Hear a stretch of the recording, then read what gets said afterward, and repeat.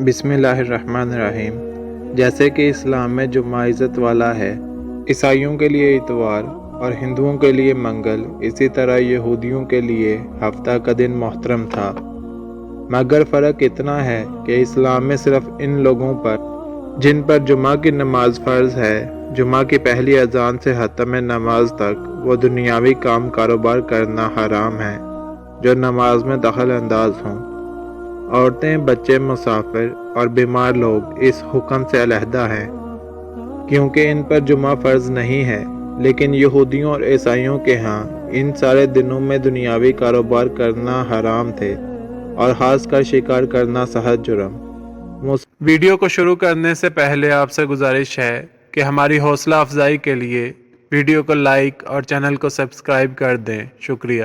موسیٰ علیہ السلام کے بعد یہ واقعہ پیش آیا کہ بنی اسرائیل کی ایک جماعت بحر کلزم کے کنارے شہر ایلا میں رہتی تھی، جو مدینہ منورہ اور شام کے درمیان ہے۔ یہ لوگ مچھلی کے بہت شوقین تھے۔ رب کی شان یہ کہ ہر ہفتہ اس دریا میں بے شمار مچھلیاں نمودار ہوتی تھی، یا تو ان کے امتحان کے لیے یا اس مچھلی کی زیارت کے لیے جس کے پیٹ میں حضرت یونس علیہ السلام رہتے تھے۔ باقی دنوں میں سب مچھلیاں غائب ہو جاتی تھی۔ ان کے منہ میں پانی بھر آیا اور سوچنے لگے کہ کسی تدبیر سے ان کا شکار کرنا چاہیے، جس سے شکار بھی ہو جائے اور ہفتہ کے دن کی بے حرمتی بھی نہ ہو۔ آخر ان عقل مندوں نے یہ حیلہ سوچا کہ دریا کے ارد گرد بہت سے گہرے غار کھود دیے اور دریا سے اس غار تک نالیاں بنا دیں۔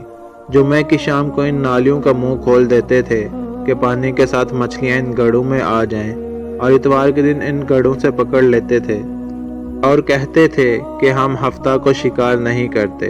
انہوں نے وہ مچھلیاں خوب کھائیں اور فروخت کی، جس سے یہ بڑے مالدار ہو گئے۔ 40 یا 70 سال تک ان کا یہ عمل رہا۔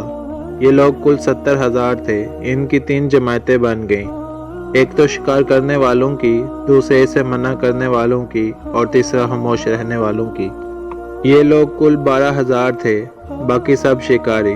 جب شکاریوں نے ان کی نصیحت نہ مانی تو انہوں نے اپنے اور ان کے درمیان ایک دیوار بنا کر شہر کے 2 حصے بنا دیے اور کہا کہ ہم ان لوگوں کے ساتھ نہ رہیں گے کہ ہم پر عذاب نہ آ جائے۔ یہاں تک کہ داؤد علیہ السلام کا زمانہ آ گیا۔ آپ نے ان کو شکار کرنے سے منع کیا اور فرمایا کہ اے بے وقوفو، قید کرنا ہی تو شکار ہے۔ جیسے کوئی ہرن کو جال میں پھانس لے، اس نے شکار کر لیا، کھائے یا نہ کھائے، اور کھائے تو آج ہی کھائے یا کبھی دوسرے وقت۔ عرض یہ کہ ہفتہ کے دن تمہیں شکار کی ممانت ہے، نہ کہ فقط ہاتھ میں پکڑنے کی یا کھانے کی۔ اس سے باز آ جاؤ ورنہ عذاب میں گرفتار ہو جاؤ گے۔ شکاریوں نے کہا کہ ہم تو بہت عرصہ سے یہ کام کر رہے ہیں، اگر یہ برا ہوتا تو اب تک ہم کو امن کیوں ملتی؟ تب داؤد علیہ السلام نے یہ دعا فرمائی جس سے رب کا عذاب آ گیا، اور رات میں یہ سب کے سب بندر بن گئے، یا جوان لوگ بندر اور بوڑھے لوگ سور بنا دیے گئے۔ ان کے عقل و حواس تو باقی رہے، مگر ان کی قوت گویائی جاتی رہی اور جسموں سے سخت بدبو نکلنے لگی۔ صبح کے وقت اس محلے کو لوگوں نے دیکھا کہ نہ تو اس محلے سے کوئی آدمی آتا ہے اور نہ کوئی آواز، اور نہ کوئی دھواں وغیرہ نکلتا ہے، تو یہ لوگ دیواروں پر چڑھ کر ان کے گھروں میں داخل ہو گئے۔ وہ بندر ان کو دیکھ کر ان کی طرف دوڑے اور ان کے قدموں سے لپٹنے لگے اور ان کے کپڑے سونگھتے اور روتے تھے۔ ان لوگوں نے کہا کہ کیا ہم نے تمہیں شکار کرنے سے منع نہ کیا تھا؟ وہ بندر سر ہلاتے اور آنسو ان کے رخساروں پر بہتے تھے۔ اسی حال پر ان کو 3 روز گزرے اور سب ہلاک ہو گئے، نہ کوئی باقی بچا اور نہ ان کی نسل چلی۔ لوگوں میں یہ بات مشہور ہے کہ موجودہ بندر انہی کی نسل میں سے ہیں، لیکن یہ غلط ہے۔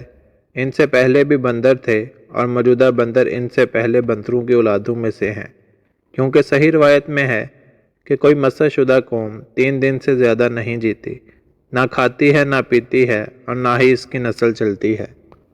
اللہ تعالیٰ میرے اور آپ سب کے گناہوں کو معاف فرمائے۔ اللہ آمین یا رب العالمین۔